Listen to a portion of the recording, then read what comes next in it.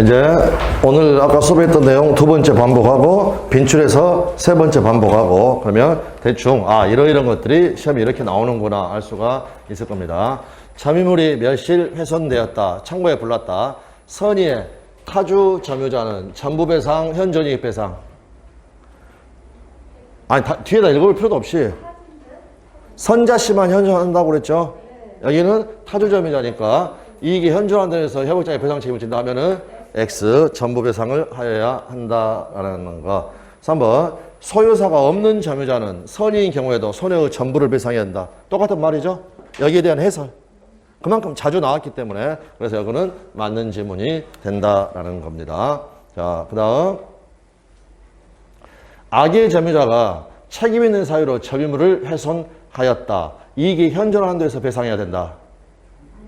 전부 배상, 선자씨만 현존한다. 그러니까 여기도 틀린 지문이 되겠고요. 쉽다, 어렵다? 쉽다. 그냥 기억이 안 날 뿐이다. 그건 염려 안 하면 된다. 이거 보고 그렇구나. 그 느낌만 오면 됩니다. 그다음 앞으로 반복해주면 되는 거니까. 자, 그 다음 적법하게 과실을 취득할 선의의 점유자는 회복자에게 통상의 필요배상을 청구하지 못한다. 노가옥 수리비 100만 원 못 받는다고 그랬죠? 가옥의 사용 이익을 취득을 했기 때문에 받을 수 있다 없다? 딱 보고 노가옥 수리비 100만 원 받을 수 있다 없다? 없다. 이거는 통상의 필요비. 자, 그 다음 점유물에 관한 필요비 상환 청구는 악의 점유자에게도 인정된다. 뭡니까 있습니까? 비용은 선의 악의를 따져서는 된다 안 된다?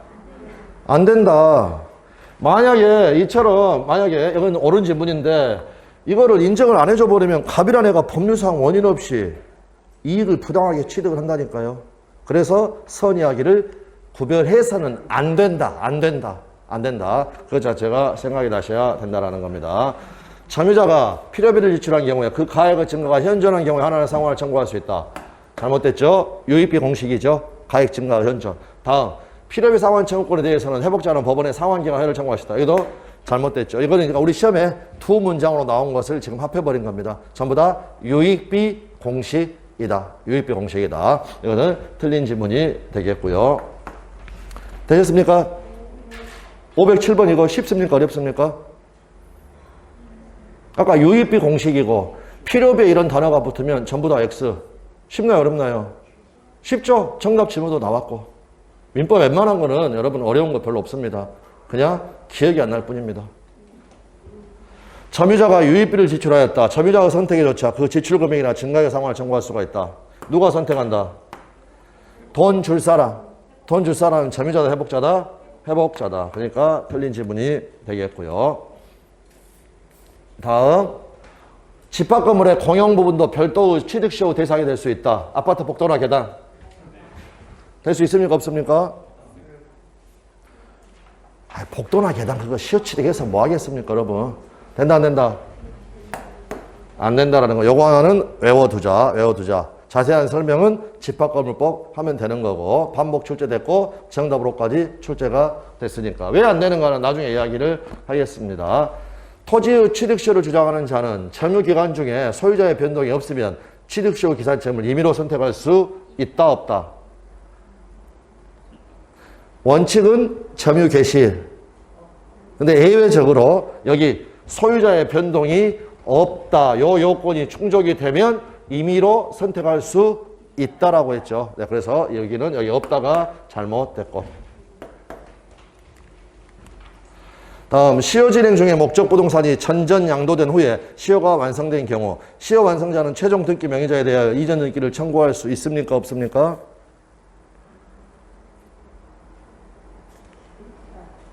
있다. 여기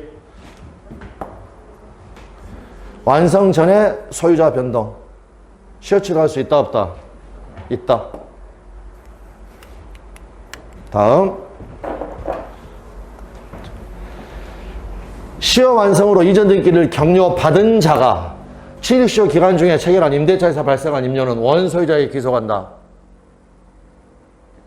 뭡니까? 있습니까? X 시효 완성자한테 기소한다. 이유는요? 이건 틀린 질문인데 이유는 딱 한마디. 한 단어. 한 단어. 소급효. 등기한 때 소유자가 아니라 점유 개시한 때부터 소유자로 다뤄진 겁니다. 소유자로서 임대차이고 차임받은 겁니다. 원소유자에 기소한다 하면은 X가 되는 거고요. 다음. 미등기 부동산의 점유자는 취득시 완성만으로 즉시 점유부동산의 소유권을 취득한다. 뭡니까? 있습니까? 아까 시효 완성 후 요구는 등기 청구권의 취득이다. 미등기라도 마찬가지라고 그랬죠. 이때도 등기함으로써 소유권을 취득한다. 근데 이것만으로 취득한다 했으니까 X가 되는 거고요. 다음. 취득시 완성 후 이전 등기 전에, 줄여서 완성 후 등기 전에 제3자 앞으로 소유권 이전기가 격려가 되었다. 시효취득자는 등기 명의자에게 시효취득을 주장할 수 있다, 없다? 없죠. 완성 후에 소유자가 바뀌었으니까 없음이 원칙이다 하면은 맞는 질문이 되겠고요. 다음. 시효취득으로 하는 소유권 이전기 채권이 발생을 하게 되면 부동산 소유자와 시효취득자 사이에 계약상의 채권관계가 성립한 것으로 본다.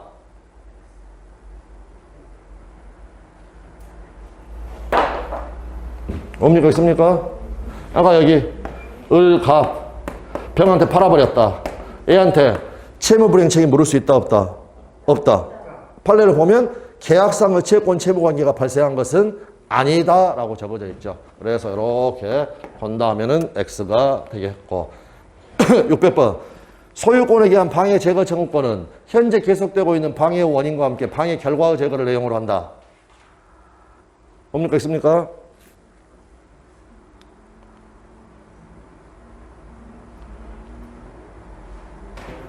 뭡니까? 있습니까?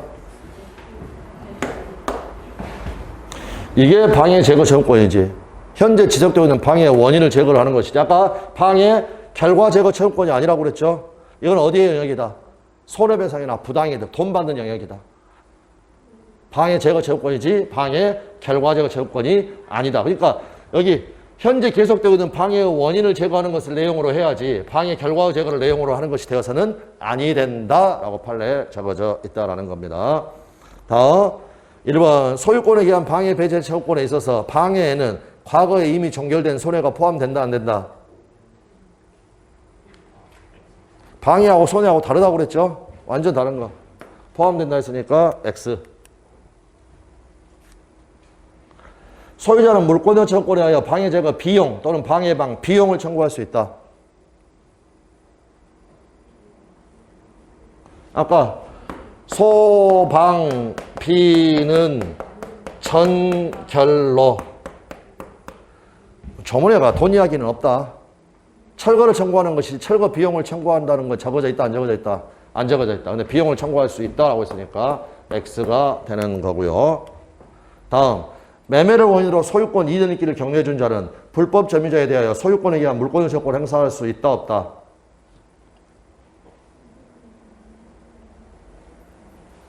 뭡니까? 있습니까? 뭡니까? 있습니까? 오, 왜요? 전 소유자. 소유권 이전인기를 넘겨줘 버렸습니다. 전 소유자. 더 이상 소유자도 아니다. 아니다. 그러니까 소유권이 없으니까 소유권에 의한 물권의 청구권도 행사할 수 없다라고 하면 되는 거고요. 6번 소유권을 양도한 전 소유자가 물권의 청구권만을 분리 유보하여 불법 점유자에 대하여 그 물권의 청구권에 의한 방해 배제를 할 수 있다, 없다? 똑같은 말이죠. 이것 자체가 된다, 안 된다? 안 된다. 다 같은 판례. 갑소유 토지의 을이 무단으로 건물을 축조한 경우에 갑은 을을 상대로 건물의 철거 및 건물의 대지 부분에 인도를 청구할 수 있다. 문제 없죠? 예, 을이 무단으로 축조했다. 을을 상대로 철거 및 대지에 인도를 청구할 수 있다라고 이야기를 하였고요. 8번 갑소유 토지에 무단으로 건물을 축조한 을이 건물에 거주하고 있다. 갑은 을을 상대로 건물주를 상대로 퇴거를 청구할 수 있다, 없다? 예, 없다. 주인한테 나가라 이걸 청구할 수는 없다라는 겁니다. 토지 소유자는 그 토지에 무단으로 신축된 건물을 임차하여 점유하고 있는 자를 상대로 건물로부터의 퇴거를 청구할 수 있다. 예, 임차인한테는 당연히 퇴거를 청구할 수 있다라고 이야기를 하였습니다. 다음, 갑소유 토지의 무단으로 건물을 축조한 을이 병에게 그 건물을 매도한 후에 매매 등을 전부 지급받고 인도하였으나 건물이 아직 미등기다. 저희 할아버지 병. 갑은 병을 상대로 건물의 철거를 청구할 수 있다 없다? 있다. 네. 철거 처분권이 있다. 12번 부동산 공유자는 자기 지분 위에 다른 공유자의 동의 없이 저당권을 설정할 수 있는가 없는가? 지분 처분의 자유. 양도할 수도 있고 지분 가지고 가서 담보대출 받을 수도 있다. 다음, 갑을 병이 엑스토지를 각 2분의 1, 4분의 1, 4분의 1의 지분으로 공유하고 있는데 작년 시험 문제죠. 공유자 중에 을, 4분의 1 지분권자 을이 엑스토지에 대한 자신의 지분을 포기하였다. 을의 지분은 갑병에게 균등한 비율로 기속된다. X, 지분 비율로 기속이 되니까 2대 1의 비율이 되겠죠. 균등한 게 아니다라는 거 그렇게 봐두시면 되겠습니다. 다음, 부동산 공유자 중 1인의 공유지분 포기에 따른 물권 변동은 그 포기 의사표시가 다른 공유자에게 도달함으로써 그 효력이 발생한다. 뭡니까? 있습니까? X죠. 법률 행위니까 뭐가 필요하다?